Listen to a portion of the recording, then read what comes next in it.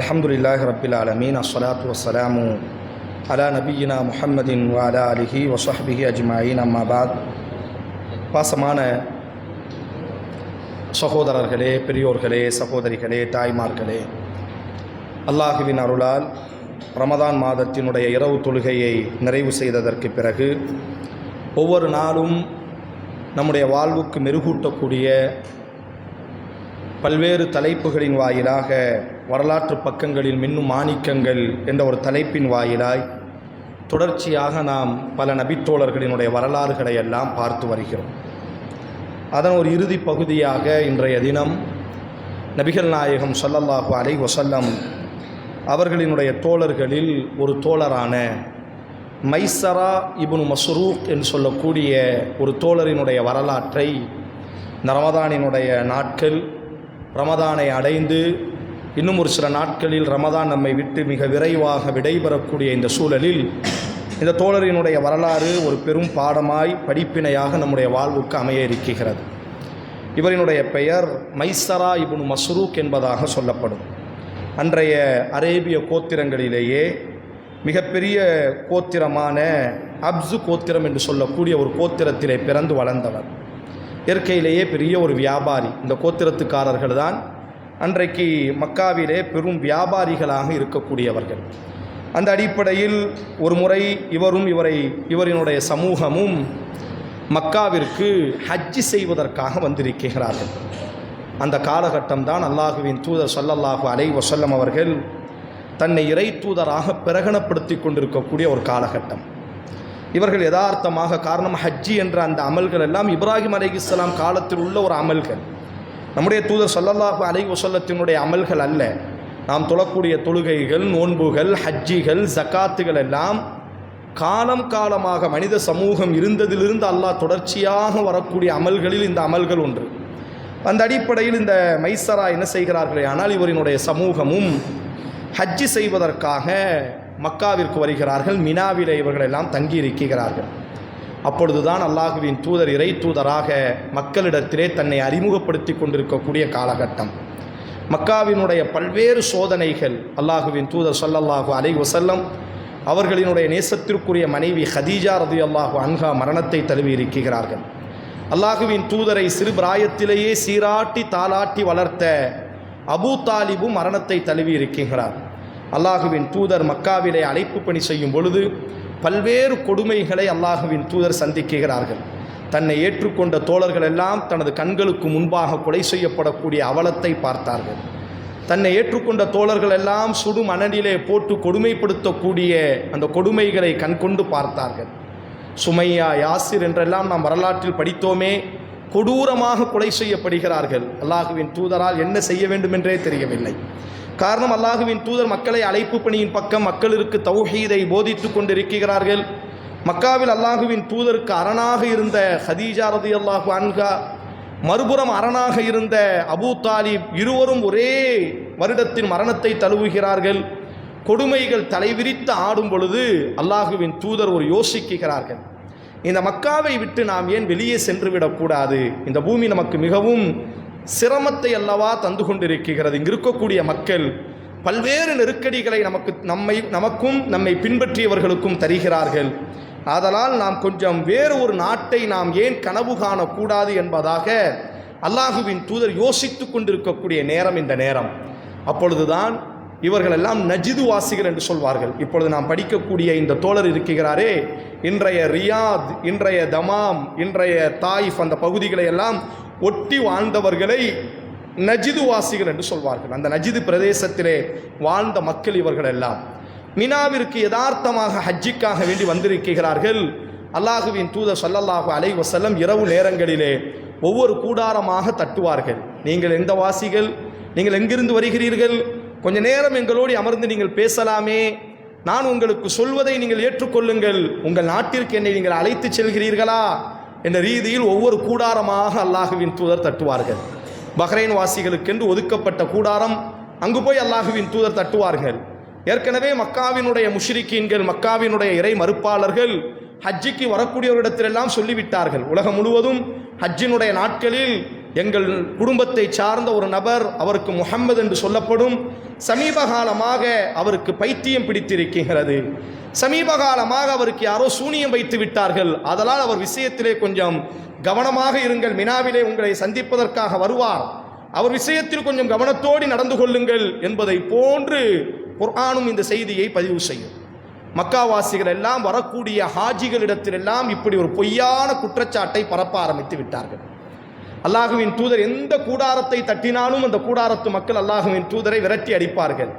இல்லை இல்லை, ஒரு நாளும் உங்களுக்கு இங்கு அனுமதி இல்லை, உங்களை பற்றி ஏற்கனவே உங்கள் குடும்பத்துக்காரர்கள், உங்களை பற்றி உங்களினுடைய சமுதாய மக்கள் எங்களுக்கு சொல்லிவிட்டார்கள், வெளியே செல்லுங்கள் என்பதாக அல்லாஹுவின் தூதர் ஸல்லல்லாஹு அலைஹி வஸல்லம் அவர்களை அவமானப்படுத்தி அனுப்பினார்கள். அந்த நேரத்தில் தான் இந்த மஸ்ரூக் இருக்கக்கூடிய இவரினுடைய மைசரா இப்னு மஸ்ரூக் என்று நாம் பார்க்கிறோமே, இந்த தோழர் இருக்கக்கூடிய கூடாரத்திற்கு அல்லாஹுவின் தூதர் வருகிறார்கள். அவர்கள் எல்லாம் நஜிது வாசிகள். அல்லாஹுவின் தூதர் தட்டி, சிறிது நேரம் எனக்காக நேரத்தை நீங்கள் ஒதுக்குங்கள். அல்லாஹுவின் தூதர் அழைப்பு பணியை செய்கிறார்கள். அல்லாஹுதான் ஒருவன், அவனை மட்டுமே நாம் வணங்க வேண்டும், நான் அந்த இறைவனால் அனுப்பப்பட்ட இறுதி இறை தூதர் என்று அல்லாஹுவின் தூதர் ஸல்லல்லாஹு அலைஹி வஸல்லம் ஃபவகஃப அலைனா யதுஊனா இலல் இஸ்லாம், அந்த தோழரே சொல்கிறார். அல்லாஹுவின் தூதர் நின்று பல மணி நேரம் நின்று எங்களுக்கு என்ன செய்தார்களே, ஆனால் அல்லாஹுவின் தூதர் இஸ்லாத்தின் பால் அழைப்பு கொடுத்தார்கள். உடனே இந்த மைசரா என்ற இந்த தோழர் இருக்கிறாரே தன்னுடைய சமூகத்தாரிடத்திலே சொல்கிறார், மா அஹ்ஸனு கலாமக வ அனூரா, எவ்வளவு அழகான வார்த்தைகளை இந்த மனிதர் பேசுகிறார், எவ்வளவு அழகான வார்த்தைகள் இவர் வாயிலிருந்து உதயமாகுகிறது. தன்னுடைய சமூகத்தை பார்த்து சொல்கிறார், உடனே நாம் இவரை ஏற்றுக்கொண்டே ஆக வேண்டும், நாம் இவரை ஏற்றுக்கொண்டு இவரை வலுப்படுத்த வேண்டியது நம்முடைய கடமை என்று தன்னுடைய சமூகத்தை பார்த்து சொல்கிறார். ஆனால் அந்த சமுதாய மக்கள் அத்தனை நபர்களும், இவரோடு வந்திருக்கக்கூடிய அனைவரும், ஒரு பொழுதும் இவரை நாம் ஏற்றுக்கொள்ள மாட்டோம், இவர் கொள்கை சரியாக இருந்திருந்தால் இவரினுடைய சொந்த ஊர் மக்கள் இவரை புறக்கணித்திருக்க மாட்டார்கள். மைசரா, நீ என்ன யோசிக்கிறாய், இவரினுடைய சொந்த மக்களை இவரை புறக்கணிக்கிறார்கள். அல்லாஹுவின் தூதரினுடைய கஷ்டமான நாட்கள், இவரினுடைய சொந்த மக்களை இவருக்கு அடைக்கலம் கொடுக்கவில்லை, நாம் ஏன் இவருக்கு அடைக்கலம் கொடுக்க வேண்டும், அதனால் இவரினுடைய கொள்கைகளை எல்லாம் நாம் ஏற்றுக்கொள்ள வேண்டிய அவசியம் இல்லை என்பதாக தன்னோடி வந்த அத்தனை நபர்களும் இந்த வார்த்தையை சொல்லிவிட்டார்கள். மைசராவிற்கு பெரிய தர்ம சங்கடம். அவர் சொல்கிறார், பாருங்கள், அல்லாஹுவின் தூதர் ஸல்லல்லாஹு அலைஹி வஸல்லம் அவர்களினுடைய கரத்தை பிடித்து, உங்களினுடைய வார்த்தை மிக அழகாக இருக்கிறது, நீங்கள் சொல்லக்கூடிய கொள்கை மிக உன்னதமான கொள்கை, மனிதர்களுக்கு மத்தியில் பாகுபாடு இல்லை, கண்டதையும் வணங்காமல் படைத்தவனை மட்டுமே வணங்க வேண்டும் என்று சொல்லக்கூடிய வார்த்தைகள், உண்மை பேச வேண்டும், நியாயமாய் நடக்க வேண்டும், ஆண் பெண் என்ற பாகுபாடு கூடாது என்ற உங்கள் அழைப்பு மிகச்சரியாக இருக்கிறது. ஆனால் எங்களினுடைய சமூக மக்கள் உங்களை ஏற்றுக்கொள்வதற்கு தயாராக இல்லை. நானும் அந்த சமூகத்தில் உள்ள ஒருவன் தானே, உங்களுக்கு உதவி செய்ய வேண்டும், உங்களோடு இணைய வேண்டும் என்றுதான் எனக்கு ஆசை. ஆனாலும் என்னுடைய சமுதாயம் உங்களுக்கு எதிராக இருக்கும் பொழுது என்னால் மட்டும் உங்களுக்கு என்ன உதவி செய்துவிட முடியும் என்பதாக அந்த மைசரா வேற வழியே இல்லாமல் தர்ம சங்கடத்தோடு தன்னுடைய சமூகத்தோடையே சேர்ந்து என்ன செய்கிறார் என்று சொன்னால் பயணப்பட்டு விட்டார். காலம் உருண்டோடுகிறது. 20 வருடங்கள் கடந்து விட்டது. ஒரு நாட்கள் அல்ல, 2 நாட்கள் அல்ல.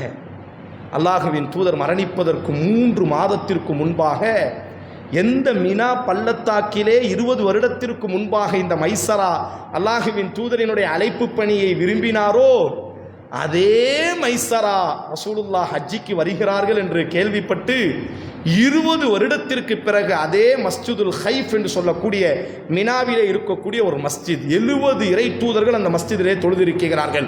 அல்லாஹுவின் தூதர் சொல்வார்கள், ஜம்ராத்திலே கல்லடிப்பதற்கு பக்கத்தில் அந்த மஸ்ஜிதினுடைய மினாராவை நாம் பார்க்கலாம். அல்லாஹுவின் தூதரினுடைய காலத்திலேயே உள்ள மஸ்ஜிதுகளில் அது ஒரு மஸ்ஜித். அல்லாஹுவின் தூதரை 20 வருடத்திற்கு முன்பாக அந்த மஸ்ஜிதில் தான் அந்த மைசரா பார்த்தார். இப்பொழுது 20 வருடத்திற்கு பிறகு மைசரா கேள்விப்படுகிறார், முஹம்மது என்ற ஒரு மனிதர் 20 வருட காலத்தில் பல்வேறு கண்ணீர்கள், பல்வேறு இழப்புகள், பல்வேறு ஏற்றங்கள் எல்லாம் மாறிவிட்டது. இரவு நேரத்தில் கூடாரத்தை தட்டி கொண்டிருந்த அல்லாஹுவின் தூதர் மக்காவின் ராஜகுமாரனாக இப்பொழுது வலம் வந்து கொண்டிருக்கிறார். அல்லாஹுவின் தூதரை பைத்தியக்காரர், சூனியக்காரர் என்பதாக மக்கள் எல்லா நபர்களிடத்திலும் இட்டு கட்டிய பொழுது, இன்றைக்கு மக்காவினுடைய ரஹ்மத்துல் ஆலமீனாக அகில உலகத்திற்கும் அருளாய் அல்லாஹுவின் தூதர் மக்காவின் கம்பீரத்தோடி ரசூலுல்லாஹி ஸல்லல்லாஹு அலைஹி வஸல்லம் ராஜாவாய் மன்னராய் அல்லாஹுவின் தூதர் மக்காவிலே மாறிவிட்டார்கள். இப்பொழுது இந்த மைசரா அல்லாஹுவின் தூதரை சந்திப்பதற்காக ஹஜ்ஜத்துல் விதாவிலே நபி ஸல்லல்லாஹு அலைஹி வஸல்லம் மரணிப்பதற்கு 3 மாதத்திற்கு முன்பு அல்லாஹுவின் தூதர் அந்த மினாவிலே நின்றார்கள். மைசரா அல்லாஹுவின் வயதெல்லாம் முதிர்ச்சி அடைந்து விட்டது மைசராவிற்கு. அல்லாஹுவின் தூதரை பார்த்தவுடன் அவர் சொல்லக்கூடிய அழகை பாருங்கள். நான் உடனே அல்லாஹுவின் தூதரை போய் அப்படியே கையை பிடித்து கொண்டேன். நான் கேட்டேன், ஃபஅரஃபஹு, என்னை யார் என்று உங்களுக்கு தெரிகிறதா என்று நான் கேட்டேன். ரசூலுல்லாஹி ஸல்லல்லாஹு அலைஹி வஸல்லம் பேர் தெரியாது, ரசூலுல்லாஹி மைசரா இப்னு அப்படின்னு பேர் தெரியாது. அல்லாஹுவின் தூதருக்கு இவரினுடைய பெயர் என்ன செய்யாது என்று சொன்னால் தெரியாது, மைசரா இப்னு மஸ்ரூக்குன்னு தெரியாது. ஆனால் ரசூலுல்லாவுக்கு தெரிஞ்சிருக்கு இவர் ஏற்கனவே நம்மள்ட்ட பேசினவர்னு. ரசூலுல்லாஹி ஸல்லல்லாஹு அலைஹி வஸல்லம் அவர்கள் சொன்னார்கள், மாஸில்து ஹரீசன். அவர் அல்லாஹுவின் தூதர் ஸல்லல்லாஹு அலைஹி வஸல்லத்தில் கேட்கிறார், என்னை யாருன்னு உங்களுக்கு தெரியுது இல்லை அப்படின்னு கேட்கும்போது ரசூலுல்லாஹ் சொன்னார்களாம், தெரியும். 20 வருடத்திற்கு முன்பாய் உங்கள் சமூகத்தோடு மினா பள்ளத்தாக்கிலே நீங்கள் தங்கி இருக்கும் பொழுது உங்கள் கூடாரத்தை இரவிலே தட்டி உங்களுக்கெல்லாம் அழைப்பு பணி செய்த பொழுது உங்கள் சமுதாயம் புறக்கணித்தது. நீங்கள் விரும்பினீர்கள் என்னை ஏற்றுக்கொள்ள வேண்டும் என்று, ஆனால் வாய்ப்பு கிடைக்கவில்லை. உடனே அல்லாஹுவின் தூதர் அவர் சொல்கிறார், மாஸில்து ஹரீசன் அலா இத்திபாஇக முந்து அனஹ்து பினா, உங்களை சந்தித்ததிலிருந்து உங்களை பின்பற்ற வேண்டும் என்ற ஆசை எனக்கு இருந்து கொண்டே இருந்தது. அல்லாஹ் இப்பொழுது எனக்கு அந்த வாய்ப்பை தந்துவிட்டான். உங்கள் கரத்தை நீட்டுங்கள் என்பதாக அல்லாஹுவின் தூதரினுடைய கரத்திலே ஈமானை ஏற்றுக்கொள்கிறார். அல்லாஹ் நபி ஸல்லல்லாஹு அலைஹி வஸல்லம் கிட்ட கேட்கிறாரு, இப்போ ரசூலுல்லாஹ் கேட்குறாங்க, உங்க கூட இருந்தவங்கலாம் இங்கே எப்படி இருக்கிறாங்க? அவர் சொல்றார், ஃபஅஹ்லக்து, எல்லோரும் அழிந்து விட்டார், எல்லாரும் இறந்துட்டாங்க. அந்த கூட்டத்தில் நான் ஒருத்தன் தான் உயிரோடி இருக்கேன். அன்னைக்கு இந்த மினா பள்ளத்தாக்கில் 20 வருடத்திற்கு முன்பாய் நீங்கள் எங்கள் கூடாரத்தை தட்டிய பொழுது நாங்கள் ஒரு கூட்டத்தோடு நின்றோமே, அவர்களில் ஒரே ஒரு மனிதன் நான் மட்டும்தான் இப்பொழுது உயிரோடு இருக்கிறேன். இந்த மைசரா இப்னு மஸ்ரூக் கேட்பார்கள், அல்லாஹுவின் தூதரே, அவர்கள் எல்லாம் இப்பொழுது எங்கே இருக்கிறார்கள்? அன்றைக்கு 20 வருடத்திற்கு முன்பு நீங்கள் தட்டினீர்கள், புறக்கணித்தார்கள். இப்பொழுது யாரும் உயிரோடு இல்லை, நான் மட்டும்தான் இருக்கிறேன். அவர்கள் எல்லாம் இப்பொழுது எங்கே இருக்கிறார்கள்? அல்லாஹுவின் தூதர் சொன்னார்கள், தீனை ஏற்றுக்கொள்ளாத பட்சத்தில் இறைவனை மறுக்கக்கூடியவர்கள் நரகத்தில் தானே இருப்பார்கள் மைசரா என்று சொன்னவுடன் தேம்பி அழுகிறார். அழுது விட்டு அல்லாஹுவின் தூதரை கெட்டி அணைத்து ஒரு வார்த்தை சொன்னார், அல்ஹம்துலில்லாஹில்லதி தன்கதனி மினன்னார். அல்லாஹ்வுக்கே எல்லா புகழும், உங்கள் மூலியமாக அல்லாஹ் என்னை நரகத்திலிருந்து இப்பொழுதாவது பாதுகாத்தானே. என்னையும் அல்லாஹ் மரணிக்க வைத்திருந்தால் நானும் அந்த நரகத்தின் விறகாக அல்லவா மாறியிருப்பேன். என்னோடு இருந்த எல்லோரும் செத்து ஒளிந்தார்கள், ஆனால் அல்லாஹ் என் மீது கொண்ட நேசத்தினால் எனக்கு அல்லாஹ் ஆயினை தந்து உங்களை மீண்டும் சந்திக்கக்கூடிய 20 வருடத்திற்கு பிறகு எத்தனை மாற்றங்கள் நடந்து விட்டது இந்த பூமி பந்தில். எல்லாவற்றையும் கடந்து உங்களை, நீங்கள் உயிரோடு இருக்கிறீர்கள், உங்களை பார்ப்பதற்கு எனக்கும் அல்லாஹ் உயிரை தந்திருக்கிறான். அல்ஹம்துலில்லாஹில்லதி அன்கதனி மினன்னார் தன்கதனி மினன்னார். உங்களிடத்தில் உங்கள் மூலியமாக நரகத்திலிருந்து அல்லாஹ் என்னை பாதுகாத்தானே, அந்த அல்லாஹ்வுக்கே எல்லா புகழும் என்பதாக அல்லாஹுவை புகழ்ந்து அந்த மைசரா இப்னு மஸ்ரூக் இந்த தீனுக்குள்ளாக இப்பொழுது விரைவாக பயணப்பட ஆரம்பிக்கிறார். அபூபக்கர் ரலியல்லாஹு அன்ஹுடைய ஆட்சியின் பொழுது அவரை சுற்றி இருக்கக்கூடிய எல்லோரும் போர்க்குடி தூக்குகிறார்கள். இனி நாங்கள் ஹலீஃபா அபூபக்கருக்கு கட்டுப்பட மாட்டோம், ஹலீஃபா அபூபக்கருக்கு நாங்கள் ஜக்காத்து தர மாட்டோம் என்பதாக. ஆனால் இந்த மைசரா மட்டும் தன்னுடைய முழு குடும்பத்தினுடைய ஜக்காத்தை எடுத்துக்கொண்டு வந்து ரசூலுல்லாஹ் அபூபக்கர் ரலியல்லாஹு அன்ஹுடைய கையில கொடுத்து சொன்னார், தீனை பின்பற்றுவதில் தான் நான் சோரை போய்விட்டேன், பின்தங்கி விட்டேன். ஆனால் இந்த மார்க்க கடமைகளை நிறைவேற்றுவதில் நான் முதல் சஃபிலே இருப்பேன். இதோ என்னுடைய குடும்பத்தினுடைய ஜக்காத் என்பதாக அபூபக்கர் சித்தீக் ரலியல்லாஹு அன்ஹு அவர்களுடைய கரத்திலே ஜக்காத்தை கொடுத்தார். காலித் இப்னு வலீத் ரலியல்லாஹு அன்ஹு அவர்களினுடைய படையிலே இணைகிறார். எல்லா போராட்ட களத்திலும் முன்னணியிலே நிற்கக்கூடிய தோழர் இவர். அவ்வப்பொழுது சொல்வாராம், 20 வருட காலத்திற்கு பிறகு அல்லாஹ் எனக்கு ஈமானை தந்தான். 20 வருடத்திற்கு முன்பே நான் ஏற்றிருக்க வேண்டும். என்னோடு உள்ளவர்கள் எல்லாம் மரணித்தார்கள், ஆனால் அல்லாஹ் எனக்கு மரணத்தை தரவில்லை, இந்த தீனை தந்திருக்கிறான். ஆதலால் நான் முன்னால் தான் நிற்பேன் என்பதாக விடாப்பிடியாக எல்லா போராட்ட களத்திலும் முன்னால் நிற்பார். இஸ்லாமிய வரலாற்றில் ரோம படைகளுக்கு தலைமை தாங்கியவர்கள் முதல் நபர் இவராகத்தான் இருந்தார். ரோம சாம்ராஜ்யம் என்பது மிகப்பெரிய வல்லரசு, 100 நாடுகளை உள்ளடக்கிய வல்லரசு. அந்த வல்லரசுக்கு எதிராக மாபெரும் ஒரு போராட்ட களம் நடக்குகிறது. அந்த போராட்ட களத்திற்கு இவரை தான் முதல் தளபதியாக ரோமிற்கு எதிராக அனுப்பப்பட்ட போராட்ட களத்திலே முதல் தளபதியாக இந்த மைசரா தான் என்ன செய்தார் நின்றார்கள். எல்லா அமல்களிலும் முதல் சஃபிலே நின்று வணங்கக்கூடிய தோழர். சொல்வாராம், இல்லை இல்லை 20 வருடம் பின்தங்கி விட்டேன், இனியேனும் என்னுடைய மறுமைக்காக நான் பாடுபடுகிறேன் என்பதாக எல்லாவற்றிலும் முன்னால் நின்று கொண்டு அல்லாஹுவின் தூதர் ஸல்லல்லாஹு அலைஹி வஸல்லம் அவர்களினுடைய மரணம், அபூபக்கர் ரலியல்லாஹுவினுடைய மரணம், உமர் ரலியல்லாஹுவினுடைய மரணம், உஸ்மான் ரலியல்லாஹுவினுடைய காலத்தில் என்ன செய்தார்களே ஆனால் இவர்கள் இயற்கையாக மரணத்தை தழுவினார்கள் என்ற ஒரு செய்தியை நாம் பார்க்கிறோம். இந்த வரலாறு நமக்கு ரொம்ப ஒரு பாடங்கள், படிப்பினைகள். இத்தனை நாட்கள் காலங்கள் நாங்கள் வீணடித்திருக்க கூடும். அல்லாஹ் நமக்கு ஆயுளை தந்திருக்கிறார். எத்தனையோ சகோதரர்கள் சிறு பிராயத்திலேயே மரணத்தை தழுவி இருக்கிறார்கள். இங்கு அமர்ந்திருக்கக்கூடிய நம்ம எல்லோரும் யாரோ ஒருவரை தோளிலே நாம் ஜனாசாவாக தூக்கி சென்றிருப்போம், யாரோ ஒருவருக்கு கஃன் செய்திருப்போம், யாரோ ஒருவருக்கு குளிப்பாட்டி இருப்போம், யாரோ ஒருவருக்காக கபர் குழியிலே இறங்கி நாம் மண்ணை அள்ளி வாரி இறைத்திருப்போம். அல்லாஹ் நமக்கு நீண்ட ஆயுளை இப்பொழுதும் அல்லாஹ் இந்த ரமதானை அடையக்கூடிய சந்தர்ப்பத்தை மைசராவுக்கு கொடுத்த அதே வாய்ப்புகள், வசதிகள் அல்லாஹ் நமக்கு தந்திருக்கிறான். மைசராவோடு இருந்தவர்கள் எல்லாம் மரணித்து விட்டார்கள். ஆனால் மைசராவுக்கு மட்டும் அல்லாஹ் வாழ்க்கையை கொடுத்து ரசூலை சந்திக்க வைத்து ஈமானை ஏற்றுக்கொள்ளக்கூடிய ஒரு பாக்கியத்தை தந்தான் என்று சொன்னால், நம்மோடி பயணப்பட்ட நம்ம எல்லோருக்கும் அந்த சோகங்கள் இருக்கத்தான் செய்யும். நம்மோடி பயணப்பட்ட இரத்த உறவுகள், தாயோ தகப்பனோ உடன் பிறந்தவனோ நண்பனையோ நாம் இழந்திருக்கிறோம் அல்லவா. நாம் ஜனாசாவாக இல்லாமல் அல்லாஹ் இந்த ரமதானை நம்மை அடைய வைத்திருக்கிறான் என்று சொன்னால், அல்லாஹ் அந்த மைசராவுக்கு கொடுத்த அதே வாய்ப்புகளை, சந்தர்ப்பத்தை அல்லாஹ் நமக்கு தந்திருக்கிறான். அந்த மைசரா அந்த சந்தர்ப்பத்தை சரியாக பயன்படுத்தி கொண்டார்கள். மக்கள் எல்லாம் ஜக்காத்து தரமாட்டேன் என்று அடம்பிடிக்கும் பொழுது, இல்லை இல்லை, மார்க்கத்தில் தான் நான் பின்னால் வந்தவன், ஆனால் அல்லாஹ்வினுடைய அமலிலே நான் முன்னால் நிற்பேன் என்பதாக குடும்பத்தோடு ஜக்காத்தை கொண்டு வந்து அபூபக்கர் ரலியல்லாஹுவினுடைய காலிலே கொட்டினார் என்று சொன்னால், எல்லா தொழுகையிலும் முதல் சஃபிலே நின்று, இல்லை இல்லை, மார்க்கத்தில் தான் நான் பின்வாங்கி விட்டேன், அமல்களிலாவது நான் முன்னால் நிற்கிறேன் என்று ஓடி வந்தார் என்றால், எல்லா போராட்ட களத்திலும் தன்னை முதல் சஃபிலே நிப்பாட்டி கொண்டார் என்றால், இந்த பாடம் நமக்கு ஒரு நல்ல பாடம். இந்த வருட ரமதான் நம்மை விட்டு விடைபெறுவதற்கு முன்பாக, கண்ணை மூடி திறப்பதற்குள்ளாக பாதி ரமதானை நாம் கடந்து விட்டோம். அல்லாஹ் அக்பர். அரேபிய அறிஞர் அழகாக சொல்வார், நாம் அதாவது ரமதான் நம்முடைய வீட்டுக்கு விருந்தினராக வரவில்லை, நாம் தான் விருந்தாளியாக இருக்கின்றோம். காரணம், நமக்கு முன்பும் ரமதான் இருந்தது, நமக்கு பின்பும் ரமதான் வரத்தான் போகிறது. ரமதான் பல நபர்களை பார்த்திருக்கிறது, நம்மையும் ரமதான் விருந்தினராக பார்த்து கொண்டிருக்கிறது. விருந்தினர் என்று சொன்னால் நாம் நிரந்தரமாக இருந்து நம்முடைய வீட்டுக்கு அது வரவில்லை, நாம் தான் ரமதானினுடைய வீட்டிற்குள்ளாக நுழைந்திருக்கிறோம். எவ்வளவு நன்மைகளை செய்ய போகிறோம் என்பதை நாம் பரிசோதிக்க வேண்டும். கிடைத்த சந்தர்ப்பத்தை சரியாக பயன்படுத்துங்கள். குறிப்பாக இரவு நேரங்களில் நின்று வணங்குங்கள். அல்லாஹ் தரக்கூடிய பெரும் பாக்கியம். குல்லு லில்லாஹி தகாவு மினன்னார். ரசூலுல்லாஹி ஸல்லல்லாஹு அலைஹி வஸல்லம் சொன்னார்கள், ஒவ்வொரு நாளும் நரகத்திலிருந்து அல்லாஹ் விடுதலை செய்கிறான். ரமதானினுடைய மாதத்தில் இரவு நேரத்தில் அந்த விடுதலைக்கு சொந்தக்காரர்களாக நம்முடைய செயல்பாடுகளை அமைத்துக் கொள்ள வேண்டும். குர்ஆனை ஓதாத சகோதரர்கள், இனியேனும் குர்ஆனோடு உங்களினுடைய நெருக்கத்தை நீங்கள் மாற்றிக்கொள்ளுங்கள்.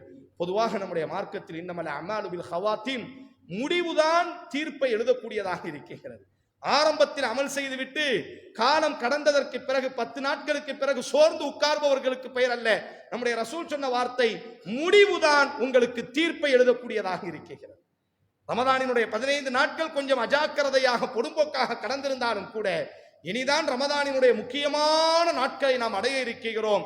அந்த நாட்களை நாம் அமல்களின் ஊடாக உயிர்ப்பிக்க வேண்டும். முஸ்லிம் சமூகத்தினுடைய ஆகப்பெரிய குறை என்ன? முதல் 20 நாட்கள், முதல் 10 நாட்களில் ஆர்வத்தோடு இருப்பார்கள். பாருங்கள், மற்ற மஸ்ஜிதுகளில் எல்லாம் நீங்கள் பாருங்கள், முதல் 20 நாட்கள் அதிகமாக நீட்டி தொழ வைப்பார்கள். கடைசி 10 நாட்களில் மிகச் சுருக்கமாக என்ன செய்வார்கள்? இல்லை இல்லை, கடைசி தான் நீளமாக இருக்க வேண்டும், கடைசி தான் மிக முக்கியம். அதைத்தான் ரசூல் சொன்னார்கள், இன்னமல் அமாலு பில் ஹவாத்தீம், முடிவுதான் உங்களுக்கு தீர்ப்பை கொடுப்பதாக இருக்கிறது. அதனால் அன்பான உறவுகளே, வந்திருக்கக்கூடிய ரமதான் மைசராவுக்கு கிட்டிய ஒரு சந்தர்ப்பம் நமக்கு அல்லாஹ் ரப்புல் ஆலமீன் கிட்டி இருக்கிறது. அடுத்த வருடம் நம்மிலே யார் அல்லாஹ் நம்மில் ஒவ்வொருவருக்கும் அல்லாஹும்ம இன்னா நஊது பிக மின் ஸவாலி நிஅமத்திக வ தஹவ்வுலி ஆஃபியத்திக வ ஃபுஜாஅத்தி நிக்மத்திக வ ஜமீஅ சஹத்திக. ஒவ்வொரு நாளும் ரசூல் செய்யக்கூடிய பிரார்த்தனை, அல்லாஹுவே இப்பொழுது நீ எங்களுக்கு அருளை பொழிந்திருக்கிறாய், இந்த அருளை நிரந்தரமாக்குவாயாக. அல்லாஹுவே இப்பொழுது எங்களுக்கு நீ ஒரு ஆரோக்கியத்தை தந்திருக்கிறாய், இந்த ஆரோக்கியத்தை நிரந்தரமாக்குவாயாக. அல்லாஹுவே எங்கள் மீது கோபப்பட்டு விடாதே, அல்லாஹுவே உன்னுடைய தண்டனையை நீ இறக்கி விடாதே என்பதாக போன வருடமும் இது போன்று என்று பேசக்கூடிய ஒரு சந்தர்ப்பம், கேட்கக்கூடிய ஒரு சந்தர்ப்பம். இந்த வருடமும் அதே போன்று அல்லாஹ் நமக்கு தந்திருக்கிறானே, ஆனால் ரப்பு நமக்கு அருளை பொழிந்திருக்கிறான். ஆனால் அடுத்த வருடம் என்பது நம்மில் ஒவ்வொருவரும் கேள்வி கேட்க வேண்டும். ஆதலால் இந்த வருடத்தை சரியான முறையில் இருக்கக்கூடிய நாட்களை அமல்களின் ஊடாக உயிர்ப்பித்துக் கொள்ளுங்கள். அல்லாஹ் ரப்புல் ஆலமீன் இந்த மைசராவினுடைய வாழ்க்கையை போன்று அல்லாஹ் நமக்கும் இந்த சந்தர்ப்பத்தை தந்திருக்கிறான். இதை நல்ல முறையில் பயன்படுத்தக்கூடியவர்களாக அல்லாஹ் நம் அனைவரையும் தேர்வு செய்யட்டும். நம்மை விட்டு விடைபெற்ற அந்த சகோதரர்களை அல்லாஹ் மக்ஃபிர்லில் முஃமினீன வல் முஃமினாத் அல்லாஹ் ரப்புல் ஆலமீன் கற்றுத்தருகிறான். ரப்பனா ஃபிர் லனா வ இஹ்வானினா அல்லதீன சபக்குனா பில் ஈமான். அல்லாஹுவே, எங்களுக்கு முன்பு இந்த உலகத்தை விட்டு விடைபெற்ற எங்கள் சகோதரர்களை நீ மன்னிப்பாயாக. அவர்களை பற்றி எந்த தவறான சிந்தனையையும் எங்கள் உள்ளத்திலே நீ கொண்டு வராதே என்பதாக அல்லாஹ் பதிவு செய்திருக்கிறானே. அந்த அடிப்படையில் நமக்கு முன்பு மரணித்த நம்முடைய மஸ்ஜிதோடு தொடர்பில் இருக்கக்கூடிய நம்முடைய மஸ்ஜிதுக்காக பாடுபட்ட நம்முடைய சகோதரர்களினுடைய எல்லா பாவங்களையும் அல்லாஹ் மன்னிக்கட்டும். அல்லாஹ் இன்று தந்திருக்கக்கூடிய அந்த ஆரோக்கியத்தையும் இந்த அருள்படையையும் அல்லாஹ் இனியும் பல காலத்திற்கு பல ரமதானிலே முத்து குளிக்கக்கூடிய ஒரு பெரும் பாக்கியத்தை அல்லாஹ் நம் அனைவருக்கும் நசீபாக்கட்டும். நம்மில் யார் உயிரோடு இருக்கிறார்களோ அல்லாஹ் அவர்களுக்கு நீண்ட ஆயுளை கொடுக்கட்டும். நல்ல ஆரோக்கியத்தை அல்லாஹ் கொடுக்கட்டும். முதுகுத்தண்டுகளை அல்லாஹ் நிமிர்த்தியோடி வாழ வைக்கட்டும்.